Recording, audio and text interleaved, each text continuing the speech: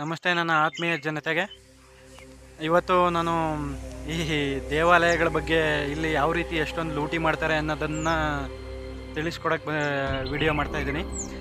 ನೋಡಿ, ಯಾವುದೋ ಒಂದು ಸುದ್ದಿ ಮಾಧ್ಯಮದಲ್ಲಿ ವಿಷಯ ಬಂದಿದೆ. ಒಬ್ಬರು ಸಚಿವರು ಮಾತಾಡ್ತಾರೆ ಯಾವ ರೀತಿ ಅಂತಂದರೆ, ಈ ಪ್ರಸ್ತುತ ಕರ್ನಾಟಕ ಸರ್ಕಾರ ಇದೆಯಲ್ಲ, ನಮ್ಮ ಹಿಂದೂಗಳು ಎಚ್ಚರ ಆಗಿರಬೇಕು. ಮೊದಲು ನೋಡಿ, ಈ ಮಾತನ್ನು ಈ ವಿಷಯನ ಕೇಳ್ಕೊಂಡಾದರೂ ಎಚ್ಚರವಾಗಬೇಕು.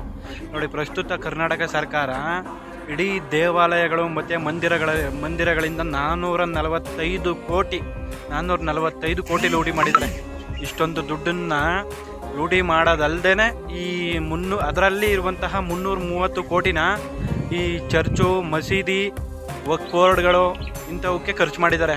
ಯಾವ ರೀತಿ ಮಾಡಿದ್ದಾರೆ ಅಂತಂದರೆ, ನಮ್ಮ ಹಿಂದೂಗಳಾಗಿದ್ಕೊಂಡು ಈ ಥರ ಇಷ್ಟೊಂದು ಹಣ ದಂಧೆ ಮಾಡ್ತಾ ಇದ್ದಾರೆ ಅಂತಂದರೆ, ನಾವು ಹಿಂದೂಗಳು ಯಾವ ರೀತಿ ನೋಡಿ, ನಾವು ಅದಕ್ಕೆ ಜಾತಿ ಭೇದ ಭಾವ ಇಲ್ಲದೇ ಆ ಜಾತಿ ಈ ಜಾತಿ ಪಕ್ಷಪಾತ ಯಾವುದೂ ಇಲ್ಲದೇ ಒಗ್ಗಟ್ಟಾಗಬೇಕು ಹಿಂದೂಗಳು ಮೊದಲು. ಇಲ್ಲಾಂತಂದರೆ ವಿನಾಶ ಅಂತೂ ಕಾರಣ ಯಾವುದೇ ಕಾರಣಕ್ಕೂ ಗೊತ್ತಿರೋದು. ಆದ್ದರಿಂದ ತಿಳ್ಕೊಳ್ಬೇಕಾದಂಥ ಅಂಶ ಅಂತಂದರೆ, ಇವಾಗ ನಾವು ದೇವಾಲಯಗಳಿಗೆ ಹೋದರೆ ಯಾರು ಕೂಡ ಉಂಡಿಗೆ ಹಣವನ್ನು ಹಾಕಲೇಬೇಡಿ. ಉಂಡಿಗೆ ಹಣವನ್ನು ಯಾರೂ ಸಹ ಹಾಕಲೇಬೇಡಿ. ಯಾಕಂತಂದರೆ ಈ ಕರ್ನಾಟಕ ಸರ್ಕಾರ, ಈ ಕಾಂಗ್ರೆಸ್ ಸರ್ಕಾರ ಇರೋ ತನಕ ಏನೇ ಆದ್ರೂ, ಆದ್ದರಿಂದ ದೇವಾಲಯದ ಹೆಸರುಗಳಲ್ಲಿ, ದೇವಸ್ಥಾನದ ಹೆಸರುಗಳಲ್ಲಿ ತುಂಬ ಲೂಟಿ ಮಾಡ್ತಾಯಿದ್ದಾರೆ.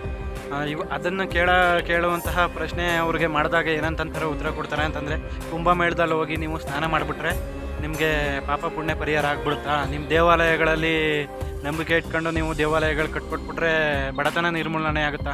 ಹೌದು ಸ್ವಾಮಿ, ಬಡತನ ನಿರ್ಮೂಲನೆ ಆಗಿದೆ. ಪ್ರಸ್ತುತ ಈ ನಮ್ಮ ಭಾರತ ದೇಶದಲ್ಲಿ ಮಠ ಮಾನ್ಯಗಳು ದೇವಾಲಯಗಳಿಂದನೇ ಉಚಿತವಾಗಿ ಅನ್ನದ ವ್ಯವಸ್ಥೆ ಮತ್ತು ಊಟದ ವ್ಯವಸ್ಥೆ, ಬಡವರಿಗೆ ಉಚಿತವಾಗಿ ಊಟದ ವ್ಯವಸ್ಥೆ ದೊರೀತಾ ಇರೋದು. ಇವಾಗ ನಾವು ನೋಡಬೇಕಾದ್ರೆ ಒಂದು ನೀರಿಗೂ ಕೂಡ 10 ರೂಪಾಯಿ 20 ರೂಪಾಯಿ ಹಣ ದುಡ್ಡು ಕೊಟ್ಬಿಟ್ಟೆ ತಗೊಳ್ಳುವಂತಹ ಪರಿಸ್ಥಿತಿ ಬಂದಿದೆ. ಯಾವುದು ಬಿಟ್ಟಿಯಾಗಿ ಸಿಗ್ತಾ ಇಲ್ಲ, ಯಾವುದು ಫ್ರೀಯಾಗಿ ಕೊಡ್ತಾ ಇಲ್ಲ. ಆದರೆ ದೇವಾಲಯಗಳು, ಮಠ ಮಾನ್ಯ ಮಂದಿರಗಳು, ಅದರಲ್ಲಿ ಎಷ್ಟೋ ಬಡತನ ನಿರ್ಮೂಲನೆ ಆಗಿರ್ಬೋದು. ಮತ್ತು ಬಂದಂತಹ ಭಕ್ತಾದಿಗಳಿಗೆ ಅನ್ನದ ವ್ಯವಸ್ಥೆ ಮಾಡಿದ್ದಾರೆ. ಆದ್ದರಿಂದ ನಮ್ಮ ದೇವಾಲಯಗಳು ನಮಗೆ ಹೆಚ್ಚು. ಹೌದು, ನಮ್ಮ ಹಿಂದೂಗಳಿಗೆ ನಮ್ಮ ದೇವಾಲಯಗಳೇ ಹೆಚ್ಚು. ಆದ್ದರಿಂದ ನಾವು ಹಿಂದೂಗಳು ಯಾವುದೇ ಕಾರಣಕ್ಕೂ ಈ ಬೇರೆ ರೀತಿ ವಿಂಗಡಣೆ ಆಗೋ ಬದಲು ಒಗ್ಗಟ್ಟಾಗಬೇಕು.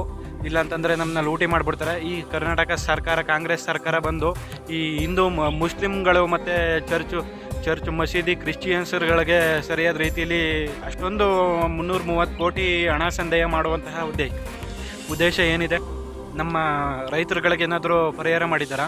ಅವ್ರ ಕಷ್ಟಗಳು ಕೇಳುವಂತಹ ನಿಟ್ಟಿನಲ್ಲಿ ಇದೆಯಾ ಈ ಸರ್ಕಾರ?